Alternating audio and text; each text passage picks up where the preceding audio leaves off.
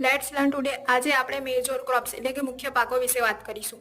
તો કે ભારતના કુલ વાવેતર વિસ્તારના 75% વિસ્તારમાં ધાન્ય પાકોની ખેતી થાય છે. તો કે જેમાં સૌપ્રથમ ચોખા વિશે વાત કરીશું કે વિશ્વમાં ચોખાના ઉત્પાદનમાં ચાઇના પછી ભારત બીજા ક્રમે છે.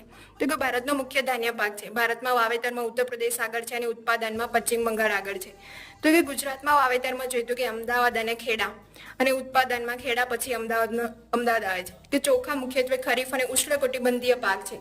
તો કે 20 થી 30 સેલ્સિયસ તાપમાનની જરૂર પડે છે. 150 સેન્ટીમીટર ટુ 200 સેન્ટીમીટર સુધીનો વરસાદ અને સંશોધન કેન્દ્ર નવા ગામ ખેડા ખાતે આવેલ છે. તો કે ઘઉં જોઈએ તો કે અનાજનો રાજા તરીકે ઘઉં પછી ભારતમાં બીજા નંબરનો સૌથી ધાન્ય પાક છે. તો કે ભારતમાં જોઈએ તો કે ઉત્તર પ્રદેશ આગળ છે અને પંજાબ કે જે ઘઉંના કોઠા તરીકે જાણીતું છે.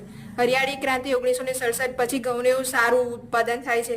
તો ગુજરાતમાં જોઈએ તો કે અમદાવાદ રાજકોટ અને ઉત્પાદનમાં રાજકોટ જુનાગઢ અમદાવાદ અને